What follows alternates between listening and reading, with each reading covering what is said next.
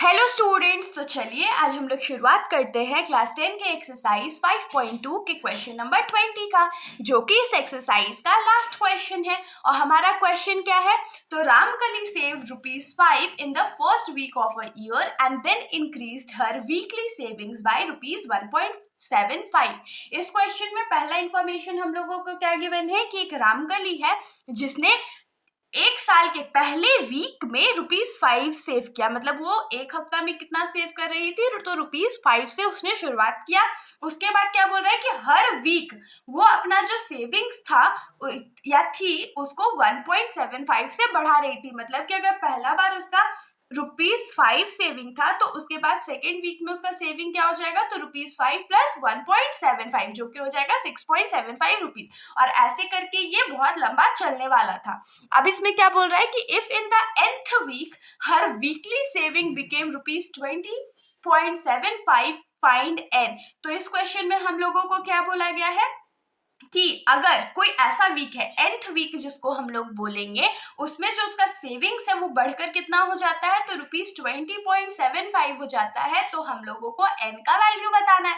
तो इसमें तो बहुत स्पेसिफिकली हम लोगों को बता दिया गया है कि हम लोगों को n का वैल्यू बताना है, a का वैल्यू हम लोगों के पास है, d का वैल्यू भी हम लोगों के पास है और an का वैल्यू भी हम लोगों के पास है।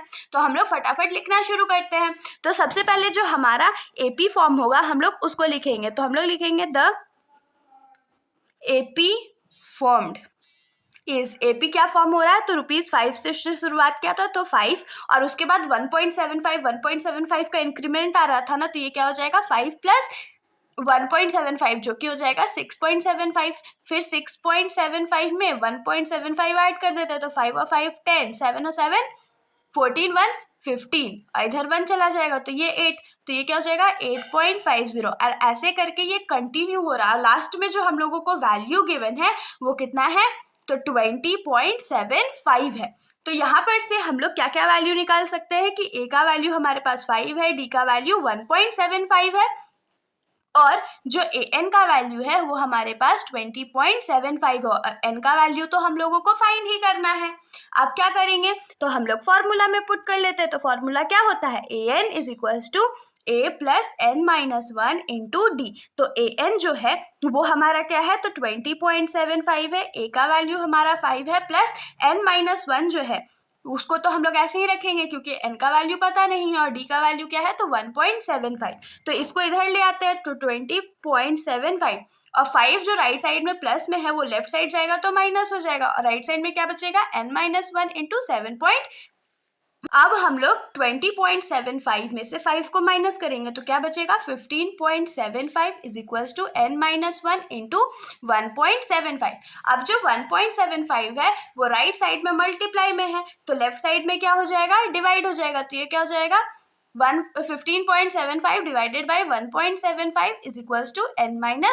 तो अब हम लोग इसको डिवाइड कर लेते हैं। तो अगर हम लोग इसको फ्रैक्शन में लिखे तो ये क्या हो जाएगा 175/100 इंटू और इंटू इसको हम लोग क्या लिख सकते हैं 1.75 जो है उसको अगर हम लोग यहाँ से हटा दे तो ऊपर 100 चला जाएगा। इतना कैलकुलेशन तो आप लोगों को आता होगा। तो ये 100 और ये 100 कट गया तो अब क्या बचेगा 175 इज इक्वल्स टू n-1। तो अब हम लोग इसको फटाक से कट कर लेते हैं। तो 5 के टेबल में ये 3 बार में और 5 बार में, फिर ये 5 के टेबल में 3 बार में, 1 बार में, 5 बार में, फिर 5 के टेबल में कट करते हैं तो ये 7 टाइम्स में जाएगा और 5 के टेबल में ये 63 टाइम्स में जाएगा और ये 9 टाइम्स में चला गया। तो हम लोगों का आंसर क्या मिला 9 इज इक्वल्स टू n-1। तो यहाँ से हम लोग वैल्यू क्या निकाल सकते हैं 9 plus 1 is equals to n। तो n का वैल्यू हमारे पास क्या आ गया, n का वैल्यू 10 आ गया। मतलब कि जो 10th वीक था उसमें जो रामकली का सेविंग्स था वो 20.75 रुपीज हो गया था। तो हम लोग यहाँ पर लिखेंगे therefore the value of n is 10।